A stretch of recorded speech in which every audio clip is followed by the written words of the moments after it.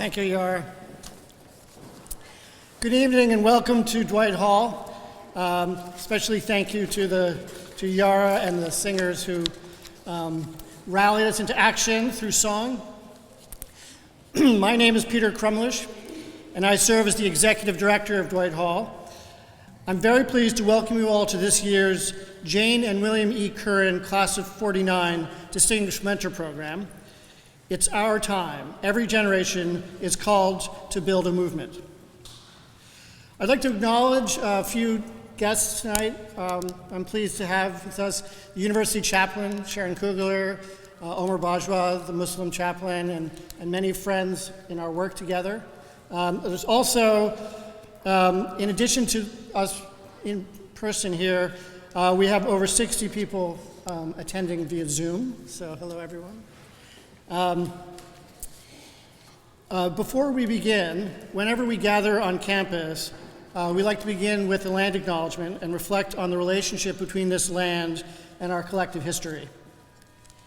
Dwight Hall and Yale University acknowledge that Indigenous peoples and nations, including Mohegan, Mashantucket Pequot, Eastern Pequot, Schaghticoke, Golden Pagosset, Niantic, and the Quinnipiac and other Algonquin-speaking peoples have stewarded through generations the lands and waterways of what is now the state of Connecticut. We honor and respect the enduring relationship that exists between these peoples and nations and this land. Because this is a hybrid event, we also wish to consider the legacy of colonialization in our technology, systems, and society. We benefit today from equipment and connectivity not available to many Indigenous communities, technologies whose carbon footprints contribute to our changing climate and disproportionately affect Indigenous peoples worldwide. Thank you. I'd like to acknowledge that there are many people who have made tonight's event possible. I especially wish to thank Bishop Barber's team from the Yale Center for Public Theology and Public Policy, who've worked tirelessly as social justice champions. Not only have they graciously accepted our invitation for this program, but they have welcomed us to be a part of their official series of launch events. We are truly grateful to each of you and look forward to continuing partnership. Thank you, Valerie Egwavon, Rosalind Pelez, Jonathan Wilson Hartgrove, and Yara Allen. I also wish to acknowledge William E. Curran, Jr., Yale College class of 1949. Bill is not present today, but we recognize him for establishing the Curran Distinguished Mentor Program with a gift in memory of his wife, Jane. Many of you know Dwight Hall as Yale Center for Public Service and Social Justice. For those of you who are not familiar with the Hall, we encourage you to join us to advance justice and service in New Haven and around the world. For more than 135 years, Dwight Hall has been advocating for change. Through public service, leadership development, and the pursuit of social justice, the Hall is on a mission to bring about meaningful and lasting change in the New Haven community and around the world.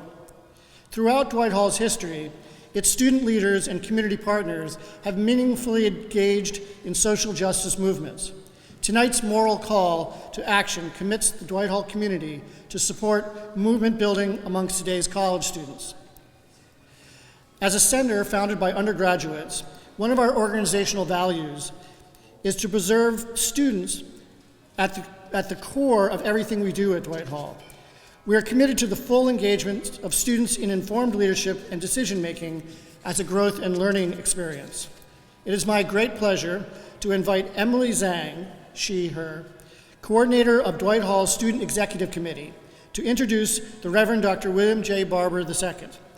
Emily is a sophomore from Massachusetts, majoring in ethics, politics, and economics, with a stats certificate. Outside of her work at Dwight Hall, she is Timothy Dwight College's biggest fan, a public transportation enthusiast, and a lover of stone fruit. Emily. Thank you so much, Peter. Thank you for the introduction, Peter. The The Curran Distinguished Mentor Program recognizes leaders who have made remarkable contributions in public service and towards social justice, and invites them to serve as mentors to Yale University students by sharing their expertise, experience, and insights. I'm honored to introduce the Reverend Dr. William J. Barber II as Dwight Hall's 2023 Curran Distinguished Mentor.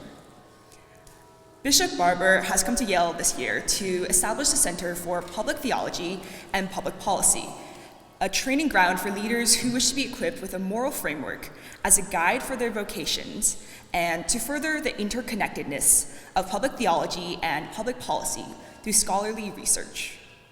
Dwight Hall is pleased to partner with him and the center staff for this event tonight, which is part of a series of events in New Haven and on Yale's campus as the center hosts its Public Launch Week. The mission of the Center for Public Theology and Public Policy is to prepare a new generation of moral leaders to be active participants in creating a just society using academic, practical, and research tools of past and present social justice movements. Reverend Barber is a professor in the practice of public theology and public policy here at Yale's Divinity School and serves as president and senior lecturer of Repairers of the Breach, a social justice organization building capacity for moral fusion movements across the nation. He serves as co-chair of the Poor People's Campaign, a national call for moral revival, a coalition of hundreds of grassroots and national justice organizations that is building power for poor and marginalized people to lead a third Reconstruction today. He is a pastor, an author, a public commentator, a moral leader in this moment. Please join me in welcoming Reverend Barber as he comes to share why every generation is called to build a movement.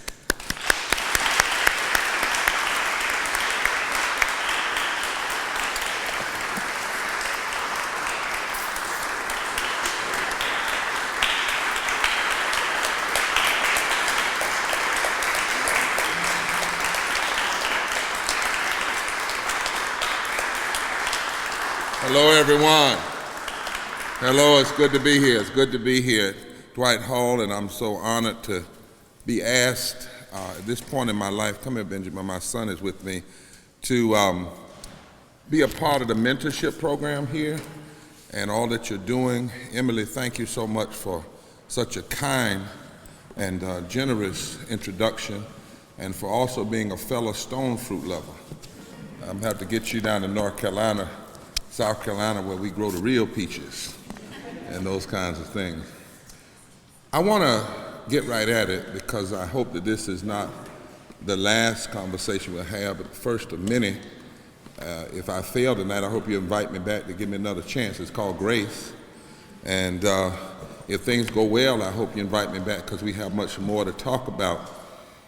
Anything that I share with you tonight could literally be a whole semester conversation.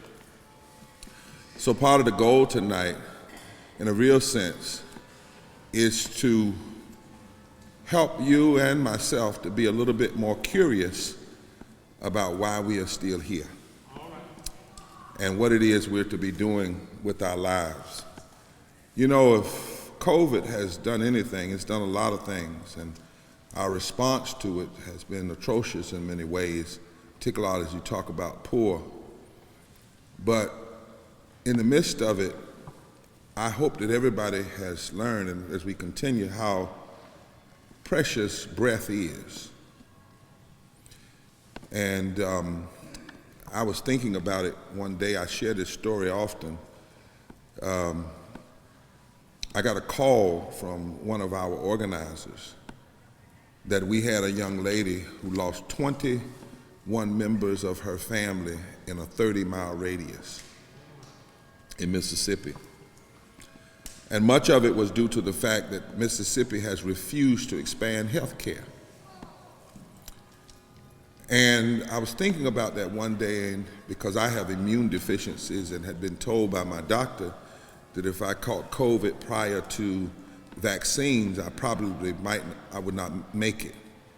And so I had to be very isolated. But when I heard about this young lady And I knew that I had been around people. I had been around a lot of situations. I had to have somewhere been in contact with COVID, but I didn't contract it. And here this lady lost, this this young lady lost 21 members of her family. I really began to wrestle with the question, Lord, why am I still here? I mean, what makes me better than those 21 members of her family? What makes me better than any other person? Why am I still alive? And one day, as I was wrestling with that question, musing like Howard Thurman, thinking deeply in the spirit, something said to me, that's always the wrong question. Why are you still here? Because the truth of the matter is you faced death since you were born. One of the most dangerous moments was when you came out of the birth canal. You lived underwater for 9 months.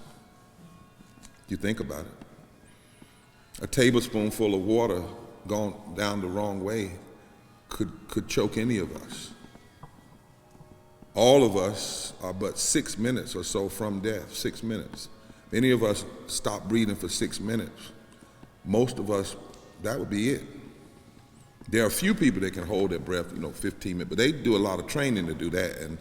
But the average person, I was in a car accident when I was 12 years old, and the car flipped over 5 times. So I've been threatened. My life has been threatened. I was told on several occasions you'd be killed. One occasion, it said, you're in the death pool now, and you won't be here past December. And that was after we had gone to the State General Assembly to challenge them for denying health care and denying resources to poor children. And so as we were attempting to speak for life, somebody felt the need to threaten me with death.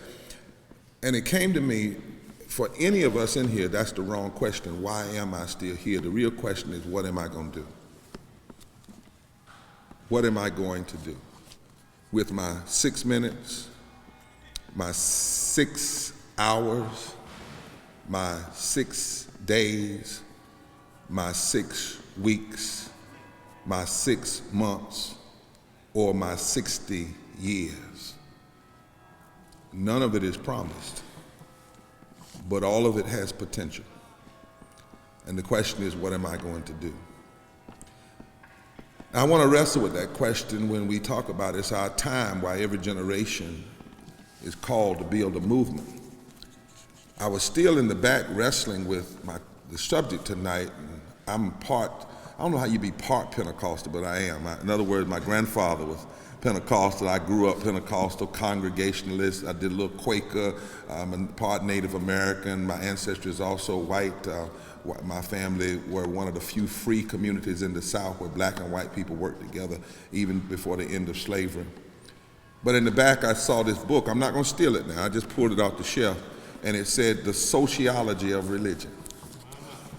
And it was kind of like another sign to me. Kate, hold this on. The Sociology of Religion. What does religion have to do with our society and the inner workings of society? And I thought, Rodney, about C. Eric Lincoln, that great professor of sociology of religion at Duke University, who's gone on to be with Lord and be in heaven now, who was one of my professors back in the day. As we sit here tonight, or this evening, and we hear the bells playing, we sit here tonight 404 years since the first ship landed in Virginia to bring slaves, and what that did to this culture called America. Tonight, we sit here when 253 years ago, Crispus Attucks, an African-American mulatto, was the first African-American to die fighting for the American democracy. In fact, the first person among the first people that died, not just African-American, took the first shot. 236 years since the Constitution was adopted, and 236 years where one writer said while they were discussing the Constitution, it was as though a serpent was underneath the table. And every time they began to talk about the possibility of addressing slavery, that serpent would poison the conversation. And so we ended up with a Constitution that never uses the word slavery, and yet in every way kept slavery alive. You notice that the Constitution never used the word slavery. But we were fractionalized in that Constitution, called 3/5 of a person. Poor white men suffered classism, discrimination, couldn't vote, neither could women. Poor white men without land. Tonight we are here 174 years since Harriet Tubman escaped slavery but kept going back despite her own medical condition. 171 years since Frederick Douglass delivered his July 4th speech, where he declared that America's July 4th celebrations were fraud and bombast until America did right by the sons of slaves and the daughters of slaves. But that same Frederick Douglass, after the Civil War, Emily, also joined the fight to protect Chinese Americans, Chinese immigrants. And we don't talk about that enough. Here we are tonight, Reverend Johnson, 160 years since the signing of the Emancipation Proclamation, but it did not free the slave, for the Emancipation Proclamation said, if you just stop fighting, you can keep your slaves. But if you keep fighting, then your slaves are free. 150 years since the ratification of the 15th Amendment, guaranteeing the right to vote. And you know, there were those tri-amendments. At least our Constitution was written in a way it could be amended, which suggests to me that the people who wrote it knew they were doing wrong. That's why they wrote the possibility that somebody else could correct it. But think about what had to happen for one people. 13th Amendment says slavery is illegal. 14th Amendment tells about citizenship, and it says, and about equal protection under the law. The 14th Amendment says every person, not every citizen, has a right to equal protection under the law. But even after you end slavery and then you guarantee equal rights under the law, the question is, can they vote? So it took another amendment to guarantee the right to vote. But even that amendment was weak and compromised, so in such a way it left openings for the state to play around with the right to vote. Here we are, 152 years since Mother Teresa, a West Virginian white woman and teacher, declared, you pray for the dead, but you fight like hell for the living. And she organized black and white people, white and black people in West Virginia and Eastern Kentucky. Here we are today, some 69 years since black and white and Jewish women lawyers and men fought and won the Brown versus Board of Education case. It wasn't just Thurgood Marshall that put together the legal thoughts to win that decision. Here we are. Here we are, 100 and some odd years since Mary Wright Overton, a white social worker, was the first person to lead the NAACP. A white social worker from New York was the leader of the NAACP, and she was the one that said every day we're gonna put a flag out in front of the NAACP building in New York. Another Negro was lynched today. Here we are. Here we are tonight, 65 years since Ann Breeden, a white woman, organized black and white folk in Kentucky. Here we are. 101 years or 111 years since Ida B. Wells, a black woman, went to the women's suffrage march and to fight for women's suffrage, and the black women were told they had to be in the back. But Ida B. Wells said, nope. If I'm gonna march, I'm going to march at the front. And her deciding to march in the front of the march beside white women created a stir.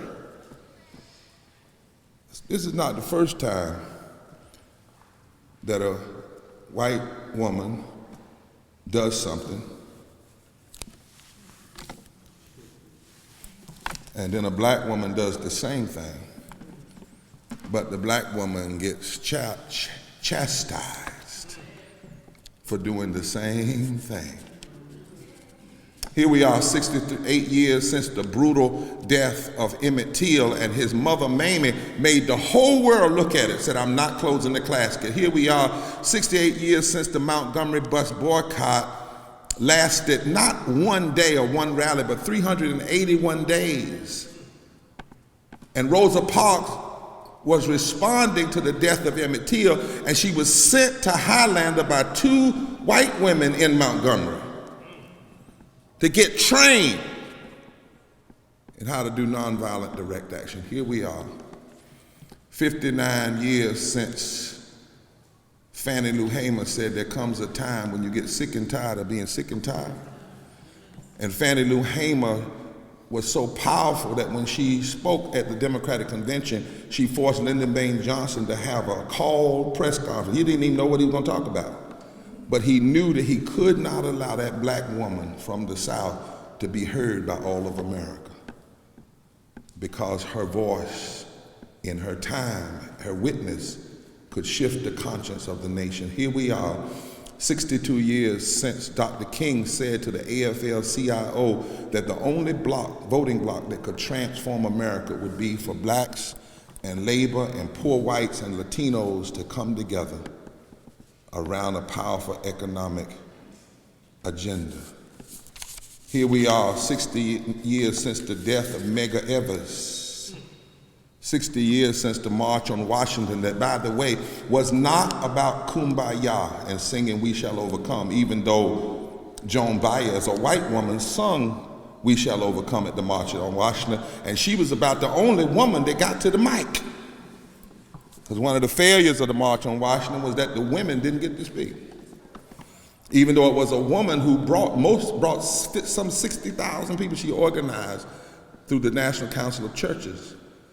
But they didn't get to speak, which is why Diane Nash and her husband didn't go to the March on Washington. Instead, they went to Selma and started organizing and held the first mass meeting to prepare for the Selma March 2 years before it ever happened. Here we are, 59 years since the signing of the Civil Rights in 1964, but it was so compromised that by the time it was signed and before the ink was dry, everybody knew we needed a Voting Rights Act and we needed a Fair Housing Act. In fact, we should have never needed a Civil Rights Act, because in 1875, the nation voted to make discrimination a federal offense. But in 1883, after an election where the president lost the popular vote but was selected by the Electoral College and then appointed members to the Supreme Court overturned the 1875 Civil Rights Act. This is why Dr. King said at the beginning of his speech, 100 years later, he was mourning in public because it didn't make any sense to have another march and fight for another bill when the nation had already said these things were illegal in 1875. Here we are, 58 years since Bloody Sunday, when women and men were beat on that bridge, and what happened was it went out all over the world, and other nations began to question America. How can you challenge us when right in your own house you are denying people fundamental rights? Here we are, though, tonight, 55 years since Martin Luther King told us tonight, yesterday, nothing would be more tragic than for us to turn back now. And in less than 24 hours, when he was scheduled to meet this man sitting on this front row, the next day. And Martin never had the meeting that he and Nelson Johnson were supposed to have, because 55 years ago today, he was murdered. 56 years ago today, he dared to speak at the Riverside Church in New York and declared that until America dealt with militarism, poverty, and racism simultaneously, that the soul of the nation would forever be crippled and sick. But his daring to connect those three things caused newspapers all over the country to write against him, including some black newspapers. You meant Tower. Caused every major, civil rights organization in one way or another to write resolutions against him. Black civil rights organizations. And marked him for death. The point I'm trying to make is our times shape us, and we are shaped by our times. Whenever we, the living, pause from our normal activities, like today, to remember a martyr, it's only our duty to recall why this one who is no longer with us was willing to die. I want us to be very clear. Dr. King did not simply lay down his life. That's why I don't use the word anniversary. I might call it tragic anniversary. I got to put an adverb, something else up there, because it's not like he laid down his life. He was murdered, assassinated. The gunman who took him down didn't operate alone, shot him on the balcony of the Lorraine Motel, took his life from him. In the polls, he was negative in many ways, even among some African Americans. But he took up the cross, chose to follow the way of nonviolent love, but the love that Dr. King followed was a dangerous love. It'll get you killed, because it's the kind of love that'll walk in a General Assembly and ask the question, how does this law line up with what you claim you believe about God?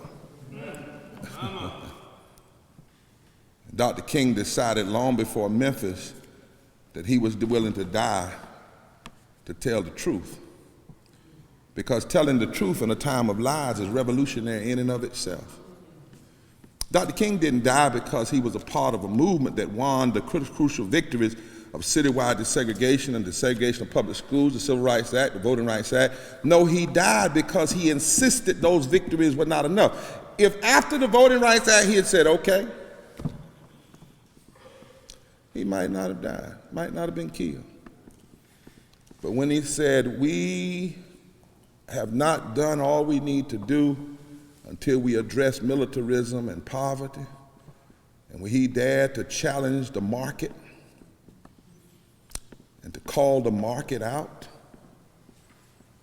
just like the Bible says about Jesus when he entered into the city of Jerusalem for the last time, when he turned over the money changers' tables and drove them out of the temple, and the money changers then were connected to the militarism then, which meant he offended both.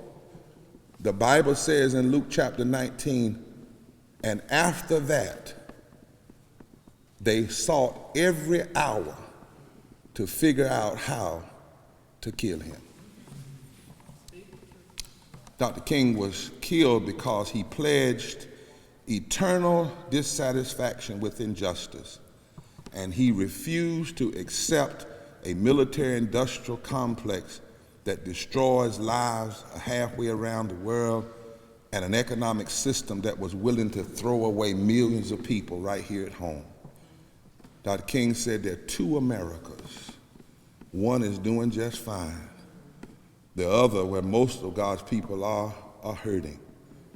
And I will not, for any amount of money, prestige, or accolades, be quiet on these matters.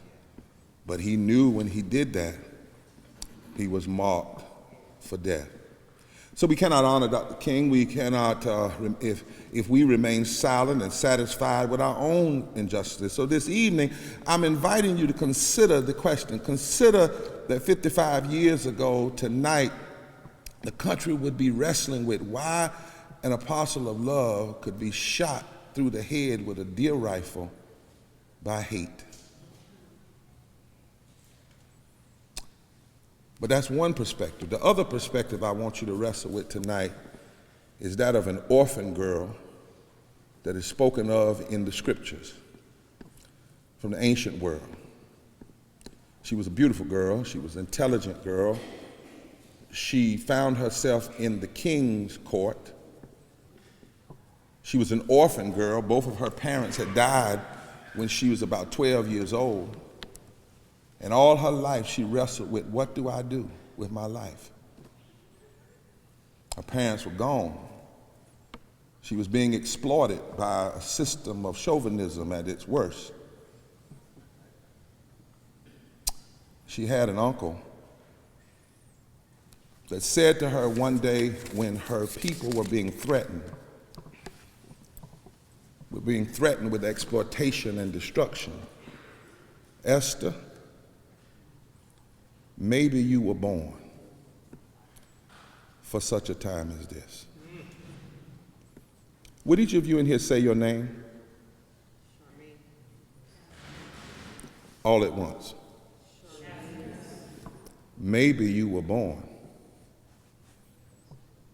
for such a time as this. Every generation is called to make an assessment of your time. I didn't come here tonight to talk about Democrats or Republicans. No, I came here to wrestle with what does this life of Dr. King mean? What does the question that Esther faced mean? I came here to suggest that in life we've got to reach down deeper and find the moral ground that exists beneath our ideological differences.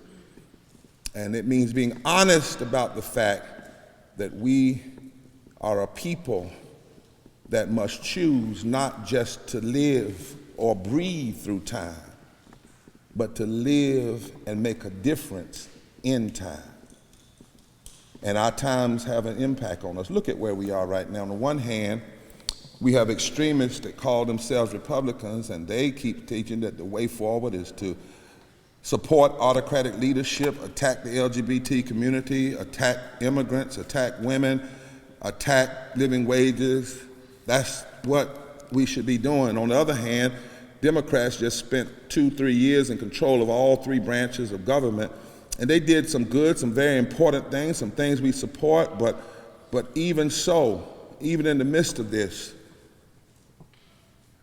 they could not find a way to pass living wages or universal health care, even in the midst of a pandemic.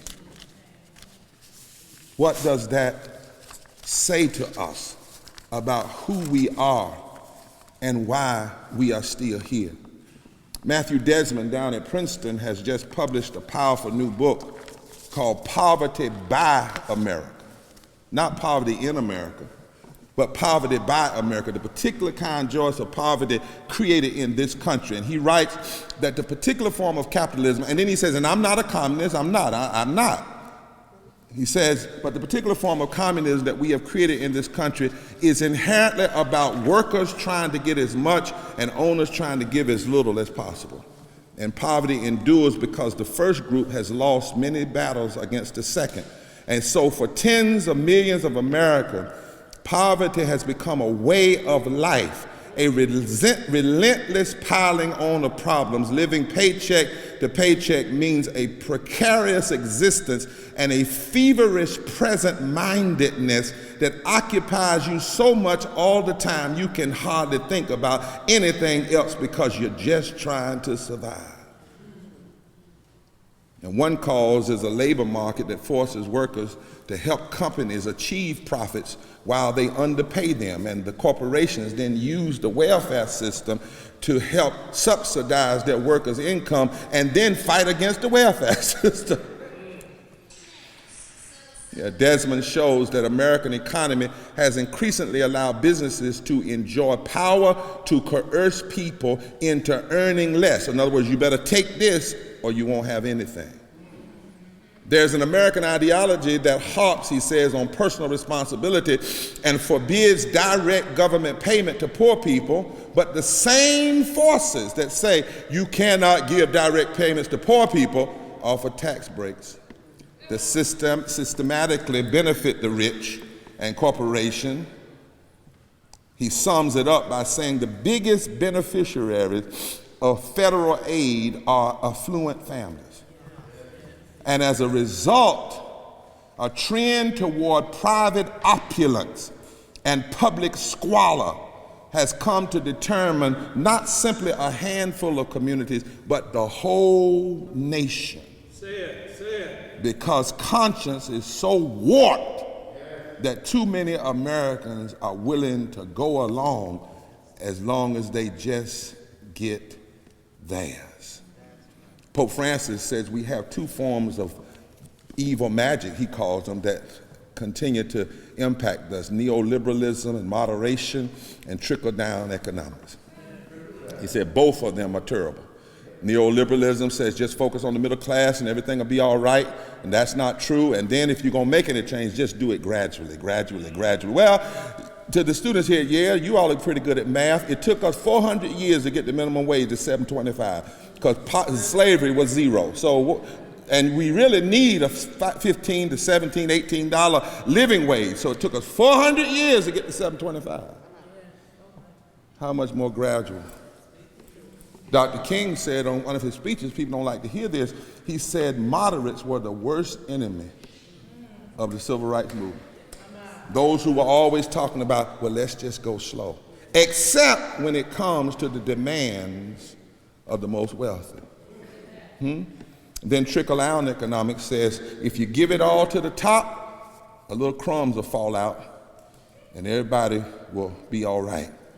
Well, that never seems to happen.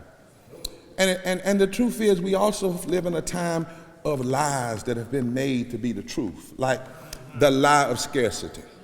Every time we start talking about fixing a problem, Joseph Stiglitz, who's a renowned Nobel Peace Prize economist, says that when we start talking about economic issues, he says we start with the wrong question because we believe the lie rather than the truth. If you believe the lie of scarcity, then when somebody suggests, this is how we could deal with poverty, this is how we could deal with the lack of health care, you start with, how much will it cost? Joseph Stiglitz, as a Nobel Peace Prize economist, said that's the wrong question. The question should be, how much is it costing for things to stay unequal? That's the question. Because scarcity is a lie. We don't know what to do to address the great issues of our day is a lie. And the third lie is that addressing economic issues is not really a moral issue. How many of you as students know that economics used to be taught under the rubric of moral philosophy? But it was removed. Because you can't have a moral conversation if you want to use the market to justify slavery. So what you have to do is have a way, you have to suggest it's just numbers. Well, I don't come from that tradition. And my faith tradition says, wherever your treasure is, that's where your heart is. My tradition says a budget is a moral document. If you show me what you invest in, I'll know what you care about. And it's just as true for individuals as it is true for a nation. And so we have these lies, the lies of trickle down, the lies of that a moral agenda, here's the lie, means being anti-gay. Moral agenda means being anti-immigrant. A moral agenda means believing in tax cuts for the wealthy. A moral agenda means being pro-guns. A moral agenda means blocking trans people. A moral agenda, and this stuff is being taught as the truth. A moral agenda means saying there is no systemic racism. a moral agenda is saying that facing the environmental realities are not necessary. We really don't have an environmental crisis. And a moral agenda, the untruthful moral agenda says, if you want to be protected, just make sure you got the biggest military. And that's what protects you. That's what'll keep you safe.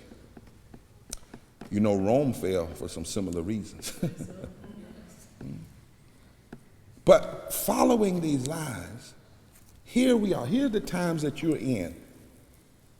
We got an unprecedented and obscene level of income and wealth inequality staring us right in the face. We have a growing concentration of ownership within our economy. The incredible and dangerous power that billionaires have over our political system, we can hardly be called a vibrant democracy when a handful of the wealthiest people in this country can spend hundreds of millions of dollars to elect the candidates of their choice. One writer, John Nichols, calls it dollarocracy. When you look at the amount of money that singular individuals can spend to influence elections, it is pornographic. And contrary to what, these are the times, what are you going to do? We pull all that together, what do we have? When the pandemic started, we had 140 million people in this country living in poverty and low wealth. 140 million. That's 43% of the nation, 52% of our children. During the pandemic, the numbers dropped about 20 million because we made some investments, but now all those investments are gone, so what's happening? The numbers are going right back up and they're going to be higher. We entered the pandemic with 87 million people uninsured or underinsured. We're the only of the 25 wealthiest countries in the world that does not offer some form of universal health care. What are you going to do? The gross unfairness of our economy can be seen in sharp terms.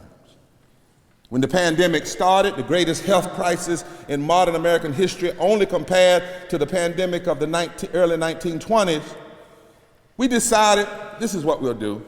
Rather than pay workers, service workers, a living wage, rather than give them health care, rather than guarantee them time off, we said we'll change their name from service worker to essential workers. Once we call them essential workers, then we can use policy to force them to go to work without having the protection. And we'll claim we love them by playing bells at 5:30 and blowing horns and talking about the essential workers, but you know, nurses, bus drivers, meatpacking workers, restaurant workers, cops, firemen, teachers, grocery store workers. And you know, restaurant workers, I heard a story, you know, they only make $2.13 an hour, plus tips. And none of that changed. No family leave, no universal health care, no living wage, but we keep saying how special they were, how essential they were. But when I talk to them, they say they were treated like they were expendable. On the other hand, during COVID, the billionaire class made trillions of dollars. We increased the number of billionaires. They jacked up prices for their products, causing inflation. But they claimed that inflation was caused by wage increase. And so what we really need to do is have wage protection. We need to keep the wages down. That's if you listen at CNBC and other, now you got to listen closer because they're not going to say it straight. They're going to say it with coded language.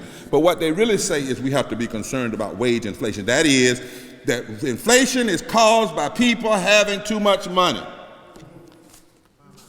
That never applies to them. It only applies to the poorest and the workers. It doesn't talk about inflation is because of war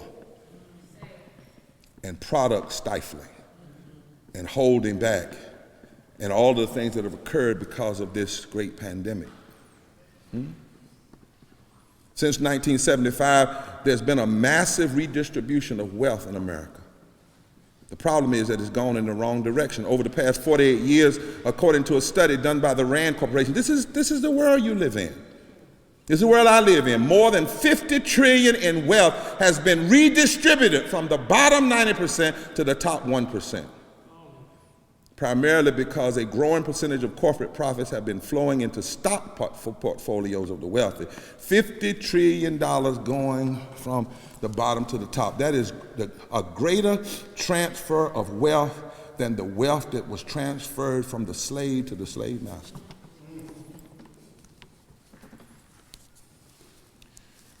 But my brothers and sisters, here's another reality. Not only do we live now in a country where there's not a county in this country where you can work a minimum wage job and afford a basic 2-bedroom apartment. We have no universal health care in this country. Even right here in Connecticut, the wealthiest state in the country, 42% of the people are poor, a total of 1.5 million residents. 50% of the children in Connecticut, yeah, right, I know you won the national championship, but 50% of the children, 62% of people of color, 33% of white people, but the 33% of white people is more than the 62% of colored people, which is the same nationally. Nationally, 60.9% of people of color are poor and or low wealth. That's 26 million people.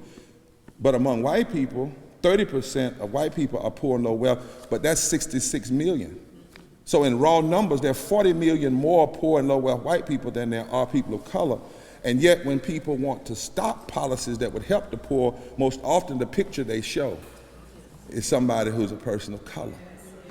That's one of the reasons why our movement, we refuse to just go in urban America. We also go in eastern Kentucky and those places because that is a lie that is told to keep the nation from addressing the realities of poverty. Right here in this state of Connecticut, and this state is considered somewhat progressive, but the reality is 524,000 workers make under $15 an hour. That's 33% of the Connecticut's workforce. 391,000 people participate in food stamps right here in Connecticut, in this area. And in Connecticut, even though it's considered progressive, 218,000 people are uninsured, and 11% of the census tracts are at risk for being unable to afford water. What are we going to do in the times in which we have been born? We didn't choose it, but it's here. And none of this is benign. 700 people die every day from poverty. I've seen people march in the streets about when a racist cop kills an African American. And you should. Not only that, we've had a situation in North Carolina where we've had a white cop kill a poor white homeless person. We should march about that too. Huh? We've had Latinos killed. We should march about that too. We had black folk kill other black folk that happened to be officers of the law. That had nothing to do with race, and we ought to deal with that too.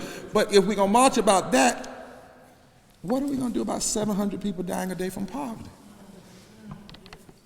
250,000 people dying from poverty every year before COVID. Before COVID. 2,800 people die every time we deny 500,000 people health care, according to some statistics. This stuff is not benign. But why don't we hear this? Could it be the fact that some 6 multinational media conglomerates own 90% of what American people see, hear, and read? How is it that we can have 2 days about the arraignment of a citizen? I'm not talking about what they former were, I'm talking about what they are now, a citizen. That's what you are, a citizen. That's what keeps the American president from being a king. After their term, they go back to being a. How is it we can have 2-3 days of news, but 700 people died today from poverty? We need a deeper analysis. Media companies have repented of pumping this citizen, former president, with free airtime. But years later, they're still pumping. And our obsession, as I close, is one of the problems. Our obsession with just one person being the problem is the problem. Let's be clear. You can incarcerate the man, but that will do nothing to restrain the forces, because the forces produce the man didn't produce the forces. Say it. Y'all hear what I'm saying? Neil Painter, who's a historian at Princeton, says, what we are seeing is the iconography of a tragic, traditionally American call and response. She said, you have to look at the rise of this person in relationship to the rise of Obama. And she said, what we have seen down through history is that it was when you have a call, a challenge to the status quo of certain people at the top, the response most often in our history has been outbreaks of meanness, many merely vile, embracing rhetorical weapons, many murderous, taking up physical weapons. The bloody history, she says, of lynching with its festive mobs and souvenir postcards and body parts was one kind of response when it looked like the racial status quo would be changed. Every time there has been a change in the status quo, we've seen this kind of response. What we are seeing now is not connected to just one person, and if you interpret it that way, you make a fundamental moral mistake in understanding where we are. I hear you. You say, Reverend Barber, prove it. Well, if you don't believe that what we're seeing now is not new, ask the Native American sisters about what happened to them in this culture. Ask white and black elected officials in Wilmington, North Carolina in 1893 who were duly elected, and about the insurrection then, December 10th, 1898. Ask millions of families that relocated by the Great Migration about the racial terror, the lynchings and insurrections of the early 20th century, when Woodrow Wilson lied about the pandemic of another president and stood by while a pandemic swept the country and lied about that pandemic and tried to blame it on the Spanish people. What we see, my brothers and sisters, is not new. Ask Dr. King and Rosa Parks and other folk in Montgomery about how the violence increased after they began to organize, and the violence continued to increase once they won. Ask Roz Pellis, who's here tonight, about what happened when black and white and brown workers in Greensboro decided to build power in 1970s. What we see now has its roots, has deep roots. The tactics we see today have their roots in the states' rights movement that began before the Civil War with the fight for laws to maintain slavery. The Confederates militarized it. The KKK added violence. Plessy legalized it. It was picked up and continued by Strom Thurmond, Barry Goldwater, George Wallace. It became an extremist Republican Southern strategy developed by Kevin Lee, and Lee Atwater was picked up by Ronald Reagan, continued by Pat Buchanan, and even George Bush. And what we see now is just the charismatization of it. In other words, we have somebody who has added charisma to it and pushed it with media savvy and invested billions of dollars, but it is not new. Let me see if I can make this live. Around about 1968, Richard Nixon had a presidential campaign. George Wallace ran as an independent, and he demonstrated the power of white backlash beyond the South, because the great fear of the Southern strategists was that black and white poor people might unite and build a political bloc that would fundamentally shift the economic architecture of the country. Dr. King said that in 1965 at the end of the Selma to Montgomery March when he spoke at the Alabama State House. And so they were afraid. And they said, how can we tie up the South, the suburbs, and the Sun Belt? Now listen deeply. Kevin Phillips advised Nixon that the then Republican Party could win without Negro votes. This is actually footnoted. He said, but you gotta paint the Democrats as the black party. Phillips predicted a new American revolution coming out of the South and the Southwest because of the fears and objections raised by the civil rights movement, the women's movement, and the war movement, and the LGBTQ movement. At that time, the gay movement. Pat Buchanan and Kevin Phillips called this positive polarization. And they said if we do this right, we can split the country for the next 50 years and win. Listen, they said we must create division and find a way to take political advantage. Buchanan said, and you can read Jonathan Shell's magnificent book, 1976, A Time of Illusion. Buchanan said, I want to cut the Democratic Party in half, and I want to cut the country in half. And if we cut it in half, it might get out of control, but we can possibly hold the greater half. He noted that if we do this right, listen, white ethnics in the North were also ripe for the picking. He correctly predicted that certain people in various northern places would also join this movement. It would not just be Southern. And then Harry Dent urged Nixon to use racially coded language strong enough to persuade white Southerners that George Wallace was not a viable alternate. He was too extreme, that they would still turn to his leadership.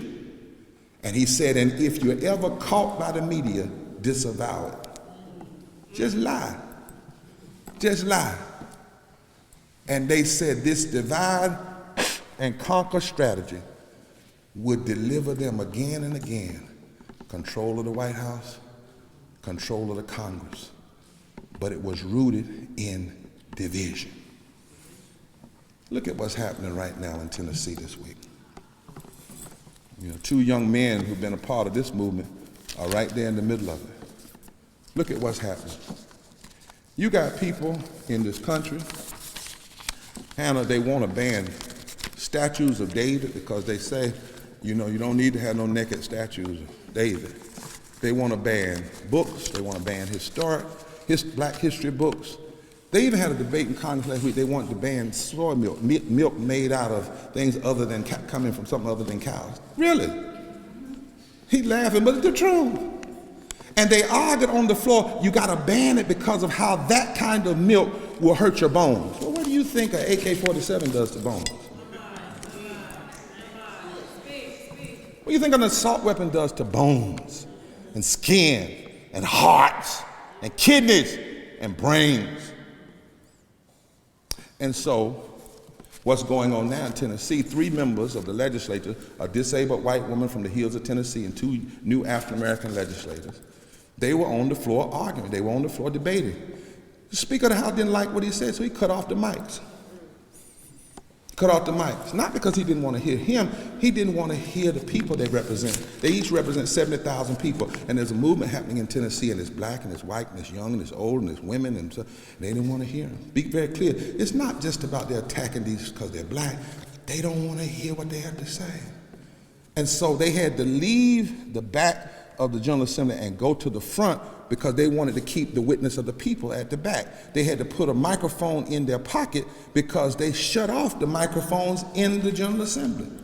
And once they did that, then they said, now we're going to expel you. We're going to expel you from the State General Assembly because we don't want to hear you. But you know what they really don't want to hear? And I'm through. They won't want to hear the voice of the children that have died. See, the Bible says that whenever there is an unholy murder, the blood of the dead speaks. It cries out. So these legislators in the South, they don't want to hear these mothers. They don't want to hear them. All they want to do is say the way you deal with guns is to get more guns. And so they want to shut them down. Is your generation going to be shut down? That's the question. That's the question for every generation. Everybody in here needs to know that there have always been forces that want to shut down the rejected. And some of you know what it's like to be rejected because of your sexuality, rejected because of your family, rejected because of your race, rejected because of your class. But history also shows us that whenever the rejected decide to come together, the very stones that the builders reject can rebuild society. This building has a cornerstone. It's up in the roof. The scriptures say there comes a time that the rejected stones become that stone. Right now in America, the soul of this country is at stake. And I don't believe it can be properly put together unless the rejected come together. The poor, the hurting, the left out, the least of these, those who suffer from violent, murderous public policy, they have to come together. You say, Reverend Bob, well, why? What's that going to do? Well, history tells us that when during slavery, when rejected folk like Frederick Douglass and Harriet Tubman and some Quakers and some white evangelicals came together, they formed an abolition movement and won. History tells us that when women were not allowed the right to vote, it was Sojourner Truth and Elizabeth Cady Stanton and Lucretia Mott that came together, rejected women, and they changed the course of history. Plessy versus Ferguson was the law of the land, separate but equal. But when a rejected guy who almost didn't even make it through law school, Thurgood Marshall, found a Jewish lawyer up here in Connecticut, and then they formed a team of black Jewish lawyers and Christian lawyers and women and men, and they took on the Supreme Court. And on that Supreme Court, one member of that Supreme Court had been the former head of the KKK. But when they finished with them in their arguments, they overturned Plessy versus Ferguson. It looked like Jim Crow had beaten justice down, but then Martin Luther King and Rabbi Heschel and Bayard Rustin, who was gay back then, and James Reed, a Unitarian, and Viola Woossoff, both who were shot during the Selma campaign, and so many others whose names we don't know, when they got together, they changed the course of history. Apartheid in South Africa seemed invisible. But when Nelson Mandela, who was rejected, and Bishop Tutu, who was rejected, and Peter Story, who was rejected, and the women of South Africa got together, they changed the course of history. And tonight, you're still here after COVID.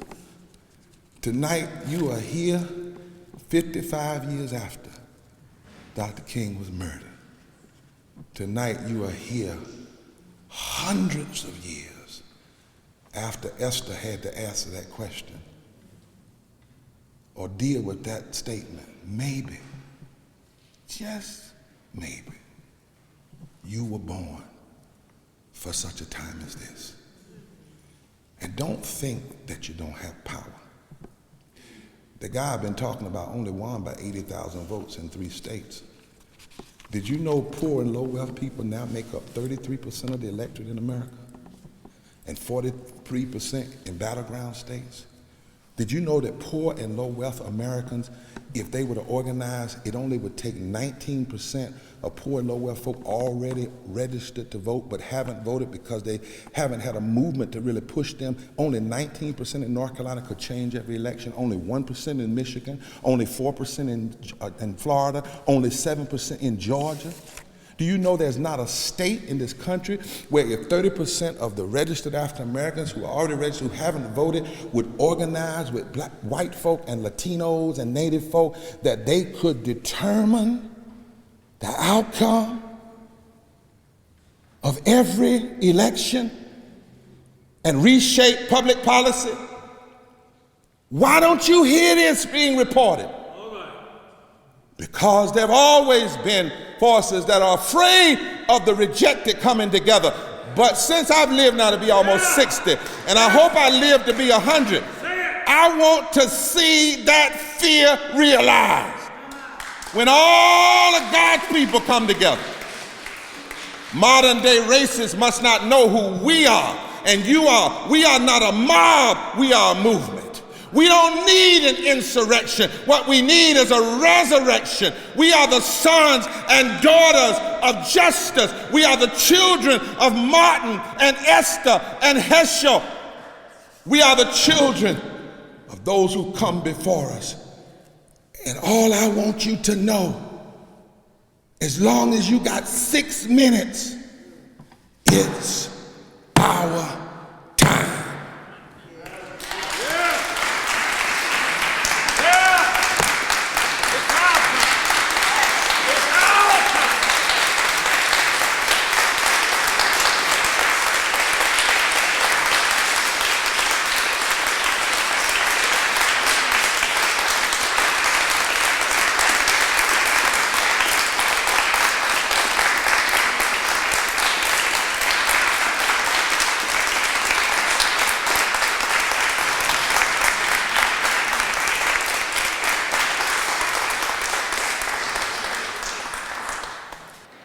Thank you so much, Reverend Barber. That was incredible and such an honor to hear. At this point in time, it would be great to open the floor up to a couple minutes of questions. And one of the things that we talked about was sort of putting in the legwork behind great speeches. And so I would love to hear you speak on the work that you've put into the Center for Public Theology and Public Policy, and sort of how that idea came to conception. Well, one of the things that we know is, one writer says, before there can be any kind of prophetic movement implementation, there must be a prophetic imagination developed in the people. So oratory, speaking, and what we call a moral analysis is not just a tool of talking, it is an instrument for building. Because in order to have those people who will challenge the narrative, you must reshape the narrative.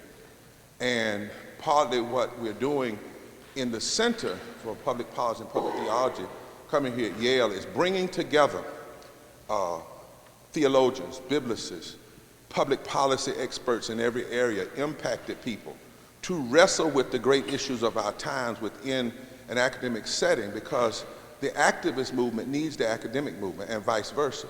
It's no need to have a whole lot of footnotes and no movement to put them in. There's no need to have a movement without footnotes, because, as I often say, you'll end up being loud and wrong, and then you'll be discredited. And so the point of this is, when we want to analyze issues at a deeper level. I didn't get into it tonight because of time restraints, but we want to say, what would it look like if we sit down and wrestle with the issues, say, of universal health care? And the critique that we bring to it is not, is it Democrat, is it Republican, not a partisan critique, but what do our deepest moral and religious values say about this issue? For instance, when we declare we are a country that believes that the first principle of this nation and the government is to establish justice, just that little piece right there, are we establishing justice if we allow 87 million people to exist without health care or underinsured? If you answer that question, and then you look at it religiously, how can and we always have so many churches and religious influences around the country. You heard me list out how so many are trying to use religion in the service of hate, in the service of wrong, in the service of hurt. But if we flip it over, if in the Bible there are 2,000 scriptures that speak to the issue of how we treat the poor, the sick, and the least of these, more than any other subject in the Bible. In fact, the greatest sin in the Bible is idolatry, self-worship, and the second greatest sin, which follows whenever I only think about myself, is mistreatment of the least of these. If every one of the prophets promoted healing, if Jesus was always promoting healing, and as I like to say, and never charged a leper a copay, then how in the world can we exist in this society with all of our houses of worship and whatnot and not have something to say in the public arena about why not having health care for all people as a basic, fundamental, daily, and human right is a moral failure? Yeah. Now, somebody said, well, they still may not change. Well, it may not, but two things. Number one, we can't allow the system to act as though it's okay and two positions, having health care and not having health care, have equal moral footing. One of them wrong, just plain wrong. And you have to have a movement that will say that long enough to shift the moral narrative. The other side of that is then you go deeper and you examine what is the cost of this moral failure. Because immoral policy is not benign. Bad policy, the effects of it can be measured. There's a guy by the name of, and we're going to take some of this up at the center, and by the way, we're working with the students in divinity school and undergraduate students across the board, because even if you're not a person that's going to be a preacher, maybe you're a bioscientist, but still there's a question before you. How will you use that degree? Will you use it just to get a job? Or will you use that bioscience degree in some way that can impact betterment in society? The moral question comes up everywhere. But what was I saying? Getting old now. We wrestle with these questions, and we want to wrestle deeply with them, because what we find out through society and through history, it was only when people wrestled deeply with the deep moral questions did we begin to see fundamental shift, right? Yeah. It was only when this question was asked, and I know it was misused by some, but when this question was asked at the turn of the century, what would Jesus do? WWJD. But it wasn't talking about personal salvation. The people who first raised that question said, what would Jesus do when children walk around with 3 fingers because their fingers have been cut off because they've been forced to work in industry without any child labor laws? What would Jesus do? When folk are forced to work with no ventilation and they're dying at 40 years old and life expectancy is down in a country that says we believe in life, liberty, and pursuit, what would Jesus? So that's a moral question that forces a policy response, right? And so that's what we're going to try to do, is bring, when we as people of faith and people of in this moral tradition enter the public square, we should not sound just like everybody else. We ought to have a particular way and reason why we are here. Lastly, if you listen to Dr. King's first speech in the Montgomery bus boycott movement, he does it almost perfectly. He has about 10 minutes to prepare. People are there for the mass meeting. Rosa Parks has been arrested. He's got to inspire them to keep it going, which it had to go on for 381 days. He gets up and he says, well, the truth of the matter is, if we're wrong, then the Constitution is wrong. If we're wrong, then the Declaration of Independence is wrong. Yep. See, he starts, if we're wrong, then the gospel is wrong. And so we have to raise, and that's what we're raising in Repairs to the Breach and the moral issue, is every issue that we face that's having a detrimental impact. And lastly, we're thinking we've got to revive, as I said, what a guy by the name of Ingalls started lifting up in the 18th century, when he said, if you pass policy, and Emily has done the research, and Emily comes to your congressional hearing, and she says, now, if you pass this policy, this many people gonna die, and you pass it anyway, then somebody ought to call it out and say, what you just did is not even policy manslaughter. Now, this is tough, what I'm gonna say, but it's policy murder. And that concept is starting to come back in conversations now, because people are starting to recognize that these decisions are not benign. They kill people. And somewhere you have to have a movement that puts that square in front of people, front of the nation, from the pulpits, from the house of worship, and say, listen, y'all, looking at this stuff through the lens of left versus right is far too puny if we're going to seriously, honestly address the issues that are before us. Amen. Thank you, Bishop Barber.